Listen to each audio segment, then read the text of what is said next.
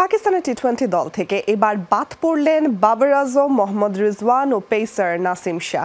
নিউজিল্যান্ডের বিপক্ষে 5 ম্যাচের টি-20 সিরিজের জন্য ঘোষিত দলে জায়গা হয়নি তাদের। তবে ওয়ানডে দলে রাখা হয়েছে বাবর, রিজওয়ান ও নাসিম শাহকে, যেখানে দলকে নেতৃত্ব দেবেন মোহাম্মদ রিজওয়ান। তবে এই ফরম্যাটের দলে রাখা হয়নি পেসার শাহিন শাহ আফ্রিদি ও হারিস রৌফকে।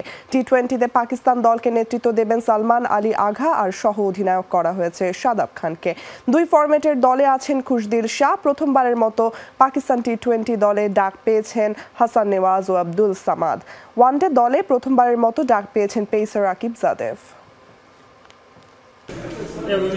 চ্যাম্পিয়ন্স ট্রফির পারফরমেন্স সত্যিই হতাশাজনক ছিল, কিন্তু এটা ভুলে আমাদের সামনে এগোতে হবে। সামনের টি-20 বিশ্বকাপকে মাথায় রেখে আমরা সিরিজগুলোতে সঠিক পরিকল্পনা নিয়ে এগোতে চাই। বাংলাদেশের সাথে খেলার জন্যও আমরা মুখিয়ে আছি, তারা খুব ভালো দল।